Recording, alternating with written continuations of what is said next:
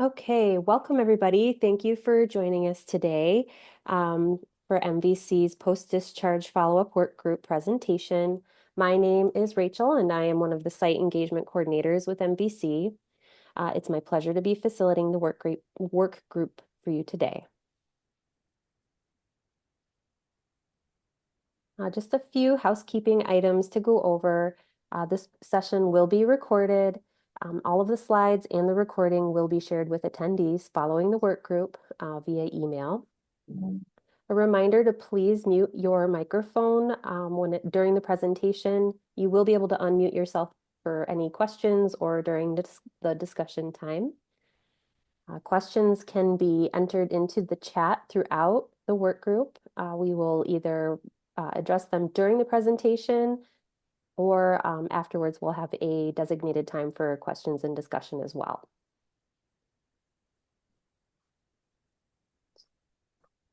A reminder for our P4P sites, we look forward to your active participation throughout the work group.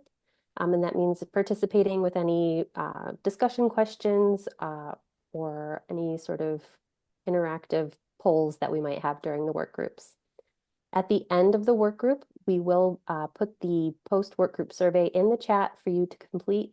You'll need to have that completed for the site that you are attending for to earn the engagement points for the work group today.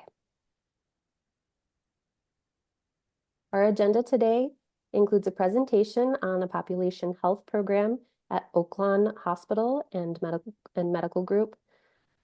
Following that presentation, we'll have a discussion and question and answer time. And then following that, we'll go through some of our MVC upcoming work groups and events. Today's presenters are Morgan Albright and Zachary Chapman. Morgan is a director of case and care management and population health, orthopedic and obstetrics navigators at Oaklawn Hospital in Marshall, Michigan. She has 14 years experience as a registered nurse in medical, surgical, and case management. 9 years of her nursing career have been as a staff nurse, and the last 5 have been in management. Morgan received her Bachelor's of Science in Nursing from Western Michigan University in 2011. Her best achievement in life is her marriage of 13 years and her 3 wonderful children. Her favorite pastimes are reading, gardening, showing livestock with her family, and enjoying a cup of coffee on her front porch in the warmer months. Zachary Chapman holds a master's degree in healthcare administration and brings 22 years of progressive leadership experience in both for-profit and nonprofit settings. His current position is Executive Director of Oaklawn Medical Group in Marshall, Michigan. Zachary's prior roles include Chief Operating Officer, Primary Care Administrator, and Regional Vice President of Physician Practices.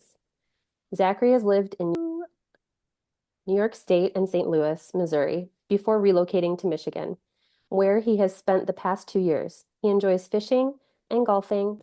Zachary resides in Michigan with his wife, Tori, and their 2 sons. All right, so I am going to pass the presentation over to Morgan and Zachary. All right, go right ahead. No, thank you, Rachel. I appreciate the introduction and for allowing us time to present today. Hopefully, we'd like to have it as an interaction as we do our presentation. So please ask any questions that you have. It's just a process that we've done here over the last 3 years, and we've shown success in reducing ER admissions or utilization along with inpatient stays. So glad to be part of the presentation today. Next slide, please.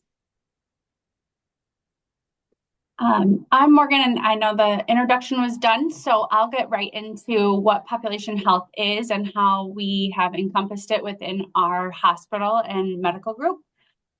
We focus on Medicare annual wellness visits within our population health program.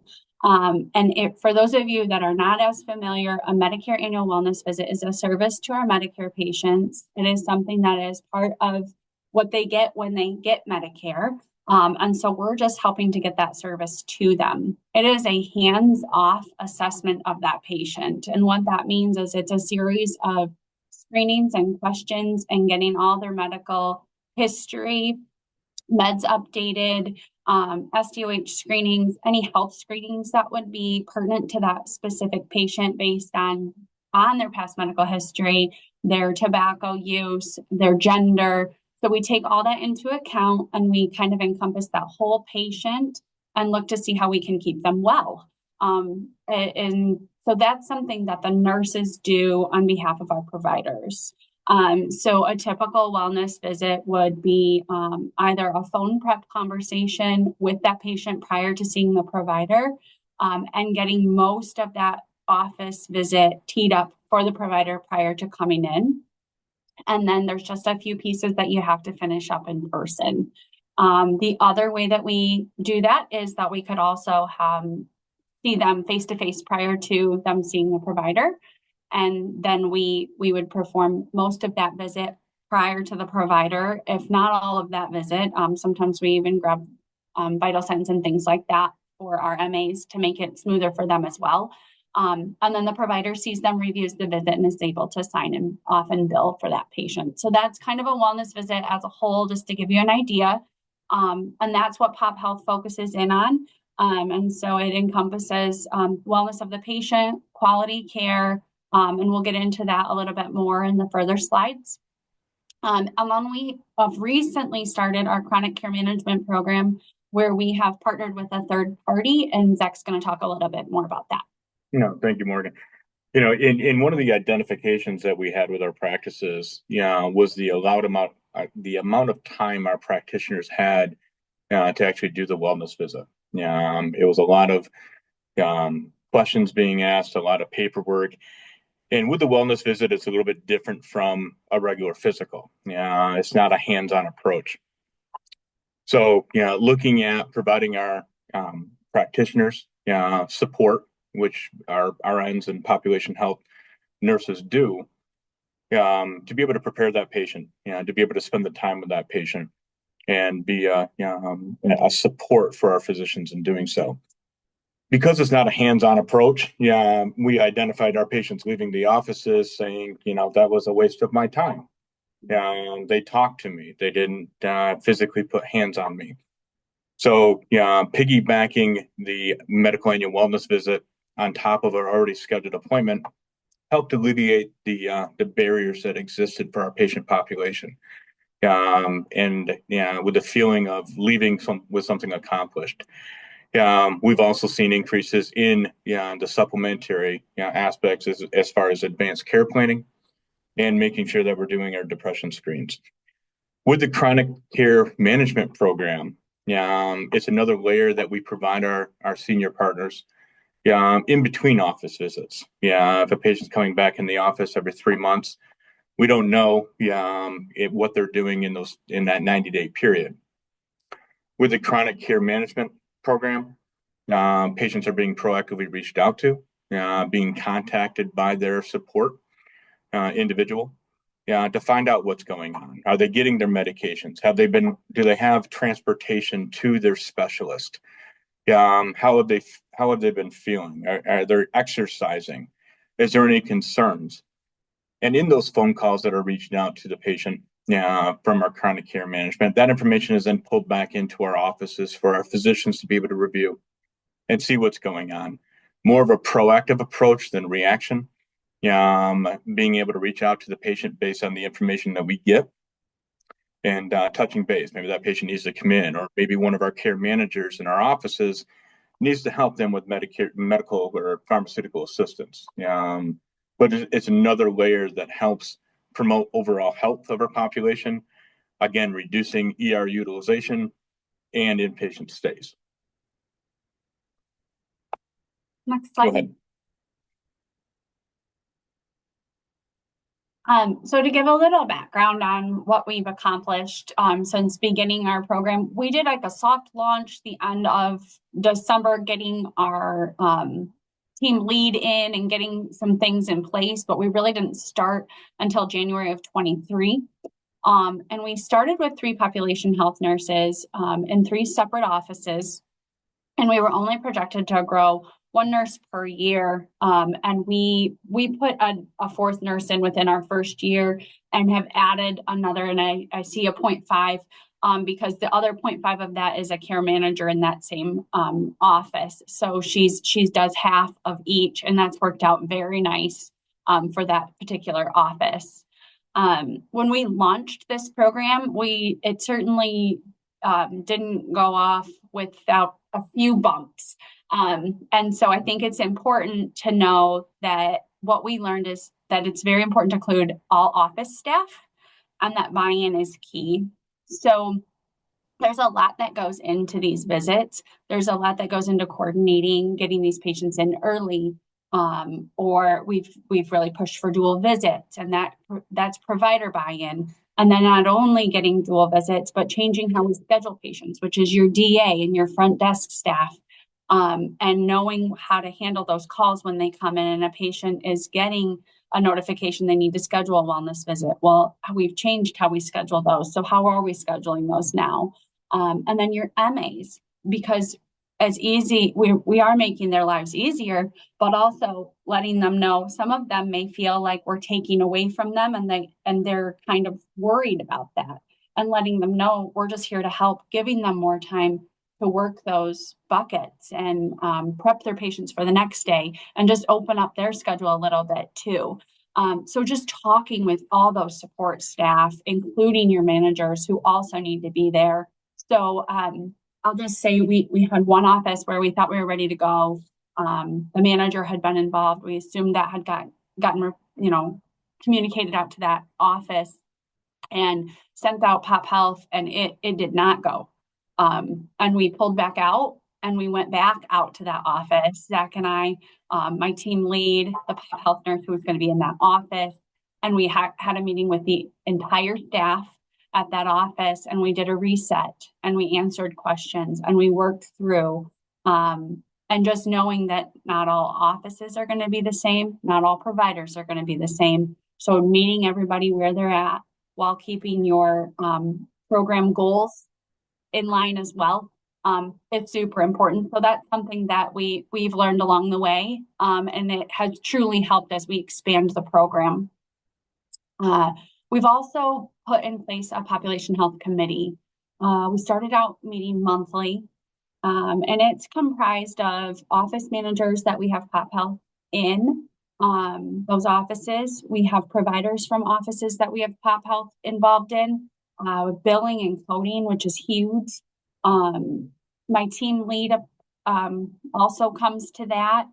Zach is invited, quality is invited. So just looking at like the full picture of what population health is trying to accomplish. And we have IT there too, because we've had some changes that have needed to be made. So billing is being done correctly, and IT's been able to help us with adjusting some templates. So just talking through barriers within our population health program at that committee and having the right people there to kind of hear what's going well, what's not, and who's the right person to help has been huge for us as well. Next slide. I know we've talked a little bit about putting this in place, and we're really starting to dig into what we're seeing come out of this program now that we've had a couple years in it. And I know Zach touched on this just a little bit, but the quality of care benefits from starting this program. Our nurses have more time to be able to dedicate to these patients. And so that also gives our providers more time slots and more time with the patients they have on their schedules as well. So it's been a great benefit to our patients. Our patients actually look forward to their wellness visits, where before we were having trouble getting them to schedule a second one because they want that provider to use the stethoscope, to put their hands on, to do their physical assessment. And so we've paired that with like a chronic care visit, which has truly increased satisfaction for patients when they come in. We're reducing gaps in care incidentally by just doing a thorough wellness visit, looking at what quality screenings need to be done. So, and then getting that gap in care closed by pulling in that report or helping them get that screening scheduled. So that's been a huge plus too. I think cleaning up charts is a big thing. Again, MAs and providers, they don't have time to do all those small things that my staff are taking time to do, cleaning up medication lists, cleaning up MMR records. They're getting in and looking at vaccines and looking at what needs to be done or what has been done and getting that updated, which has been huge for us as well. We talked a little bit about the increased patient satisfaction, which was one of our big goals going into this as well, because we were seeing reduced in participation from patients because they really weren't satisfied with the type of visit that they were coming in for, and they were standalone at that time. And we've talked quite a bit about the dual visits, and I touched on this a little, but I'll go into it a little bit more in depth about the phone prep or in-person visits. We started out doing a combo of both. So we were prepping on the phone and then meeting our patients when they came in for their visit to finish it. It's very time consuming for my pop health nurses, and it didn't provide a lot of satisfaction within my department because they were constantly chasing patients on the phone and then trying to chase those patients on the phone in between seeing their patients in person. And it was very clunky for them for their day. So we've taken a step back and looked at their offices and how they're set up and how their providers, what their provider preference is and what their patient preference is. And many of them have switched to phone prep only. And one office is in-person visit only, but not a combination. If they're preparing for a vacation, they do phone prep as far ahead as they can, so that those wellness visits are prepped for their offices. But that's pretty much what we've gone to. I will say that the phone prep only nurses are still off a time slot early ahead of that visit if there's some more advanced care planning conversation that needs to occur, so that we're completing that conversation with that patient that we started on the phone. Do you have anything to add? Yeah, and with that, just to embark on the team approach, it is a conversation that should happen with all office members along with departments within the hospital. And some successes that we've actually found was with our coding and documentation. With the depression screening. We learned through the process that there's a start and end time that needs to be recorded. That wasn't always being done. And we went from 66 depression screens being billed in 2022 to close to 4,000 in 2024. So that was a work group that was looked at to see what was needed to satisfy the need. With the additional time that is spent with the population health nurse, we can actually commit to and go over the advanced care planning time spent, which is greater than 16 minutes of time spent educating and counseling the patient. Again, we ended up having 94 billed out in 2022. And within 2 years, brought that up to close to 1,100. So that additional time commitment from our population health nurse was able to spend the adequate time with the patient to be able to have all items reviewed in regards. But it is a team approach. It is a constant updating. But at the end, it's very beneficial for our patient population. Piggybacking off the chronic care management piece, when we ended up launching that, as we have care managers in our offices, the fear was this is going to replace me. It's going to piece my job out. And actually, it's done the complete opposite. That was never the intention. And we have a nice triangle effect now, where we've got the patient, our care managers, and our chronic care management vendor participating in that care. Our vendor is actually reaching out, talking with the patient, but also has boots on the ground in the office where they have a live person they can reach out to let us know of any emergent or urgent aspects with a change in status of our patients.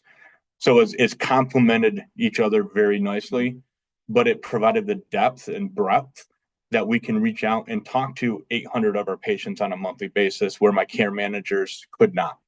It was very siloed at that point. We might be able to touch base with 50 to 100, but in no case would we reach out and spend time talking to every one of our patients. So very nice complimentary service line that we brought in. We do have a question in the chat Sure. from Ashley Rosa. She asks, do you know your ROI for having a nurse assistant with the MAWV? Want me to go this one? Yeah. All right. Yes, we do. Great question. Yeah, in regards to that. So we've seen an increase from our annual wellness visits. We've gone from, I'm just looking at some data. Roughly 11% of our population being done in 2021. In 2024, we completed about 50% of our patients that were eligible for wellness visits. And what that translates into as far as numbers, it was roughly about 1,800 wellness visits being done in 2021. And we ended up having close to 5,500 completed in 24. What does that look like? Basically, the ROI is about 150% of what we're paying a population health nurse to come in.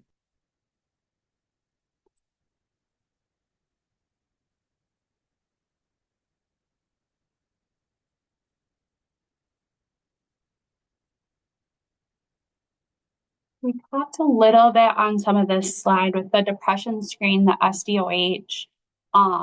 And I think it's important just for those of you that are newer to MAWVs to know that the depression screen and the SDOH billable opportunities, those are only for subsequent MAWVs. In an initial or a welcome, those are all encompassed within that first initial or welcome visit. So we don't bill separately for those. It's in our subsequent that we had opportunity for billable for depression screening and SDOH. And I know we've talked quite a bit about the advanced care planning billable timeframe. And Zach shared a little bit about how much we've increased. And I know that the other piece about our advanced care planning is that it is part of a quality measure and goal that we look at. And we've been able to far exceed that goal as well by being able to bill these. And the other thing that we do is we drop a reporting code if we're below that billable timeframe so that it does hit the payer from a quality standpoint. And then we have a little bit down there about scheduling and what we call ticklers, which is something that we have within our EMR, which is Athena. And we're able to send a tickler out to a patient to let them know that they need to schedule for their wellness visit. And we are constantly looking for patients and opportunities to schedule wellness visits. And I'm very happy to say we have a great analytics team here at Oaklawn, and we've been working with them to help develop a report that my top health nurses can just jump right in, run a report, and see who's due for a wellness visit, because we all know that we have that percentage of like healthy Medicare patients that, just like the most of us younger folks, don't come in unless we're sick. So we're missing the healthier Medicare patients that we actually like to get in before they are chronic. We're trying to move our care upstream. So what my staff's going to do, and I know Zach mentioned that we hit 50%, well, we're going to see where that other 50% is, because our 50% that we're getting is pretty much that same 50%. So we would like to capture that other at least 20 to 25% in all reality, and get them coming in for a wellness visit to get them started with care so that we can help move that care upstream. So that's part of that scheduling and tickling that we're looking at. And Rachel, just want to talk real quick. And one thing I left off on Ashley's question, that she asked, what we're seeing is about 150% return on our population health nurses. The one area that I didn't comment on is it also reduces, because a lot of the work is being done by our nursing staff. It's a shift in cost from our practitioner doing the wellness visit to the population health nurse. And what that equates to is a shorter appointment time. Instead of a 40-minute appointment with our physicians, it's now a 20. So if we're looking at 3 or 4 of these a day, it's another 3 or 4 patients that have access to our offices where before they did not. So that's also the consideration. And for program tracking, we do use an ROI tool. where my staff actually have their own Excel for their specific offices. So we break it down by offices, and then we have a master that we dump it all into. So it's an easy way for me to track productivity for each nurse, to see how we're doing within each office, and then dump it into a master to see how overall the pop health program is going. And we do track all of our higher billable services. So the advanced care planning and the different Medicare wellness visits within that. We've added just in like our subsequent Medicare wellness visit, we've added in that increased cost with being able to bill SDOH and depression screening, just to be able to encompass that, those dollars as well. And then we audit right off of our ROI tool, because our patient information is in there. When they add that in, we're able to pull our audits right out of there just to double check. And the biggest part of our audit is just looking at that template to make sure we're grabbing everything we should for that wellness visit to be billable. And then, was it billed out correctly? And that's just a billing and coding quick check for us. Was everything we did billed out and coded correctly, and did it hit the payer? So that's the biggest part of our audit. And the ROI tool's been a great piece for us. Next slide. And we can open it up to any questions that folks have.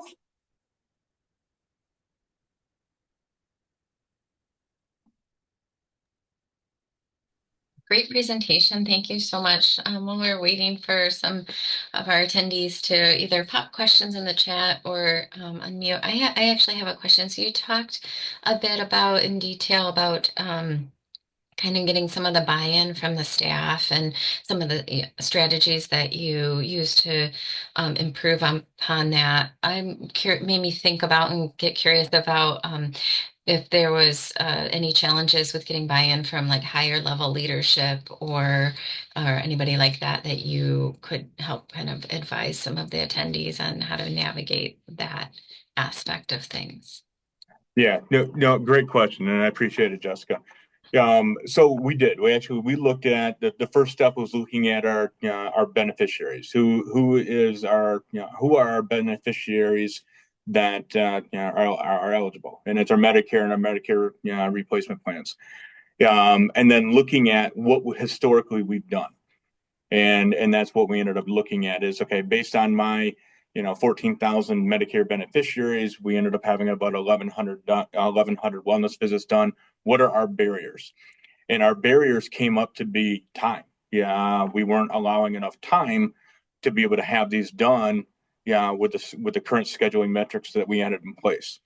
So looking at that, instead of shoving more work on our physicians and having these come in, how can we complement them? How can we provide support services to our practices to be able to make our population healthier, understanding what's going on with them, but do so in a cost-effective way. So once we ended up bringing that information to our senior leadership, we did get the go ahead. So it was looking at what we had done historically, what we believe we can do, and then showing that data, showing the progress that we've made to that. Now, are we happy with 50%? We are right now, in year 2. But we're not resting on our laurels. We've got new plans for next year, and we're hoping for 65 to 70%. To continuing to push and reassess. And I think the reassessment piece is really the takeaway, because you want to see what works and what doesn't work, and how can you get the people that we haven't got to the table yet to the table.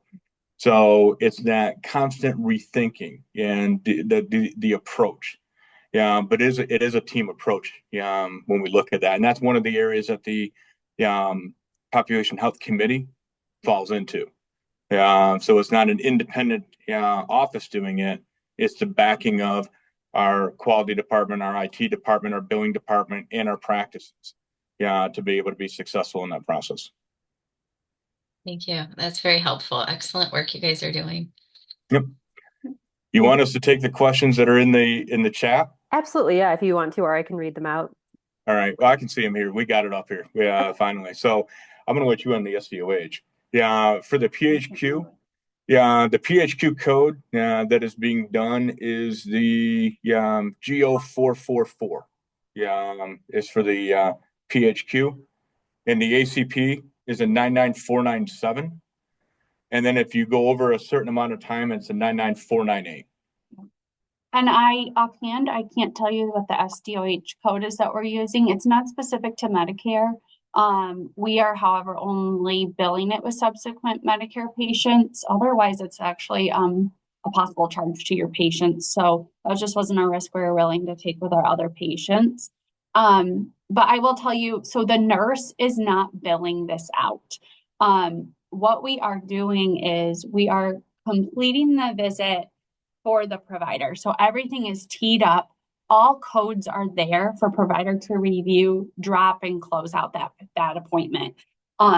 So it is actually provider billing. It's just the nurse that is completing that visit on behalf of the provider for the provider to then review with the patient and then bill it out. And then I saw Irene's question, how did we first start rolling this out to the community to have patients sign up for this? So Medicare wellness visits were not new to our practices. They were just hard to get incorporated into the schedule day to day. And we were just missing so many opportunities. Many offices had wellness visits that were scheduled as wellness visits, which actually kind of is tough because you lock your pop health nurse into sometimes a schedule that's just not going to work because you have 3 wellness visits with 3 different providers at the same time. So what we've done is we've actually asked them to move away from scheduling as wellness visits on the schedule and just scheduling them for chronic visits. And then we will add on a wellness visit to that chronic visit that's scheduled. And then we can add that template into that visit for our providers. And what we've done is, like I said, we've been working with analytics to get a report, but we really comb our schedule each week. We find those patients that are due and we get them added on. And with that, a lot of our patients expect that phone call year after year now and look forward to talking with Angie and Julie and getting that visit done. And they often pop into my pop health nurses' offices just to say hi when they're in there. We've really grown a relationship. And I think one thing that we could definitely add on to this from a community standpoint, we talked a lot about advanced care planning. My nurses have become experts in the booklet that we have here at the hospital in teaching our patients and going through that and assisting them in filling it out. If they don't have that time, they refer to care management, who will then pick that patient up and help them fill it out. But we're also working on, which is super exciting, several different open houses / work groups where we're going to be doing advanced care planning education to our community. And we cover several counties. So we're moving throughout each county that we serve and doing an open house workshop for our patients to educate on advanced care planning. And I'll have a pop health nurse and a care manager at each of those. And with our chronic care management program, we did something very similar. How do we roll it out to our community? Provided RAC cards in the offices, handing them out to our patient population. We used our media resources, had an article in the paper of our vendor, who our partner is for this. And then the other addition is that we ended up having individual letters sent to our beneficiaries, letting them know that who our partner is, to expect a call, and alleviate the need for, is this a scam? With our patients and being scammed and with phone calls coming in every day, letting them know that if they're getting a call from our partner, it is legitimate. This is who we've chosen, and that this is a service that you've earned. This is something that's available to you, and even if it's not right at this time that you may benefit, it could change in 2 to 3 years. But it's here if you need it. And we have had about a 32% enrollment from our Medicare beneficiaries, which is actually higher than we anticipated. We anticipated about a 20% enrollment, but we're seeing about 30% of our patients offered chronic care is actually taking advantage of that. I see a question. What are the biggest challenges you face now that the heavy lifting of the program rollout has occurred? This kind of is a perfect question for what Zach and I met about yesterday. So Zach's over the medical group, I'm over pop health, and sometimes me not being over the providers can cause some disconnect for what I'm trying to do within my program, because like we said, it's buy-in from everyone. So I'm actually going to go to a manager meeting in April because that heavy lifting is done, but now we're at an average of 3 a day. Our goal is 5. So how do I get to that 5? And that's what Zach said. You know, we're always looking to process improve within this program. And so we're looking at how can we get to that 5? And there's some things that the offices can help with. So we're looking at how do we tweak our schedules so that providers are balanced a little more. Some days we may have 10 or 12 wellness visits between several providers in the office, and some days we may have 2. How do we get it to average about 6 to 8 a day? So that we can keep that balance for our providers and our pop health nurses. So that's something that we're looking at. And then just some provider buy-in. We still have some providers at those 30-minute time slots where we'd like to get them down to 20. How do we get them there? So those are some of those smaller tweaks that we're looking at. Now that they're comfortable, they appreciate the program. Providers want it that don't have it. And our providers that have it don't like when their pop health nurse is gone. So, and neither do the MAs. So, I mean, we have great buy-in where we're at. It's just tweaking this program to continue to make it better. And then the other question that came up, consideration for presentations at senior centers.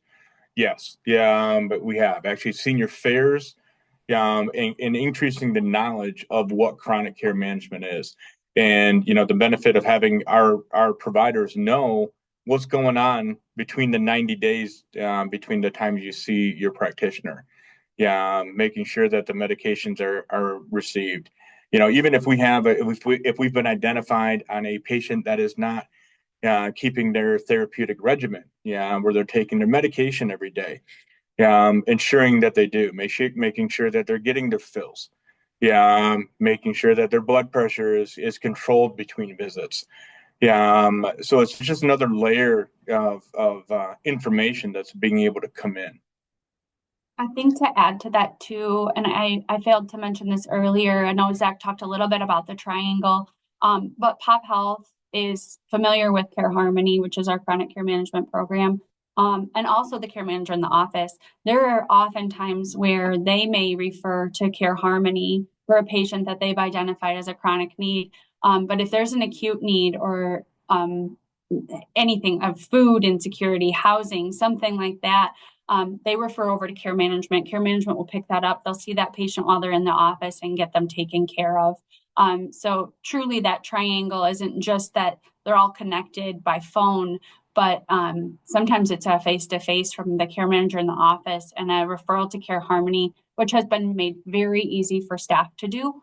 So it's not anything that takes long. We're able to communicate with them right within our EMR to let Care Harmony know that we have a patient that's in need. So it's been a great wraparound.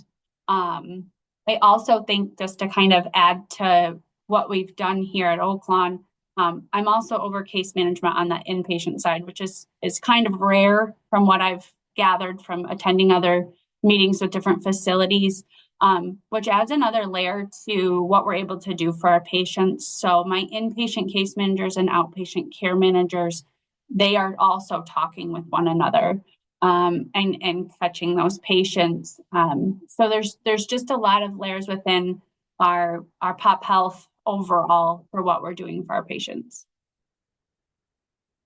There's a question there about connection between CCM programs and PAC partners. Yeah.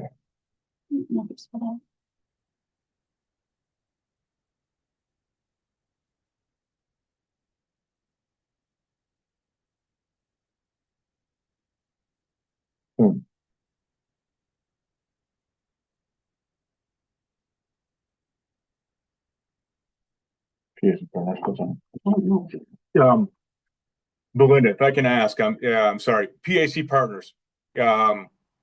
What is that PAC? Patient advocate? No, hi, I'm sorry. This is Linda. I'm from Trinity Health. And so my question is, for some of your patients, they might bounce back as a readmission and then they might be discharged to skilled nursing facility. My question was, are any of your chronic care management programs connected with the work that you're doing with the post-acute care providers? Like, are you providing them with education to them or working collaboratively? Yeah, so yes, and partnered with our case managers. So they have access to area resources, but when they are in difficult situations, they're reaching out to our care managers in our office, whether it be transportation barriers that they need rides, whether it be DME, they can't get DME that they need, and or their DME is not covered. Is there any charitable organizations that are out there that supply? Yeah, even to the point of medication taking. And one of the things that we're going to be starting up here in April or May is to do a full medication reconciliation with the patients, where if they're in the chronic care management program, the phone call is going to your medicine cabinet, tell me everything that is there. So we have a chronic and updated list of all over the counter and prescription medications that they have, and we're going to be doing that twice a year, every 6 months.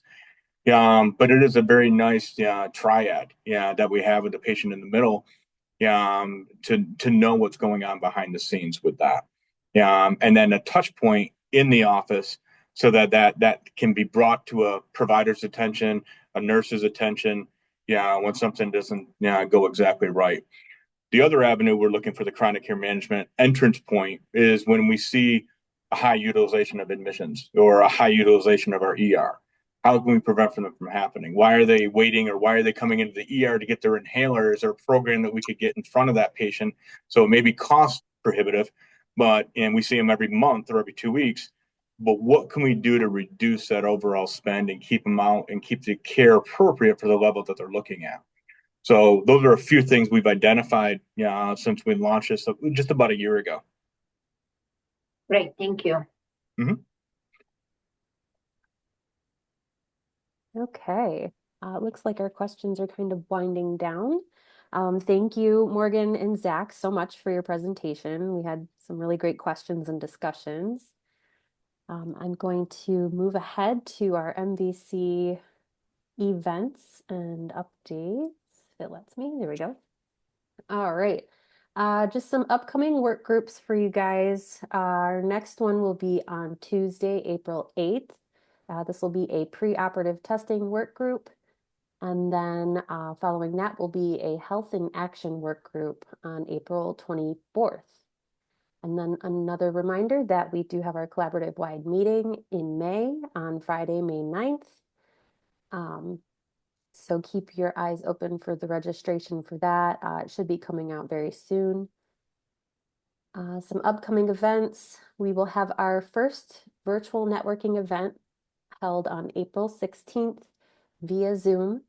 This virtual networking event will be focused on the follow-up care for sepsis. That registration, you'll be able to click the link in the slides for this. We'll be sending out an email notification for that next Tuesday. So keep your eyes open for that as well. Also, we have opened up signups for MVC site visits for our P4P sites. You can earn engagement points for doing a site visit with us.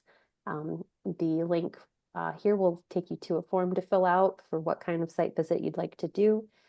So we encourage our P4P participating sites to look at that.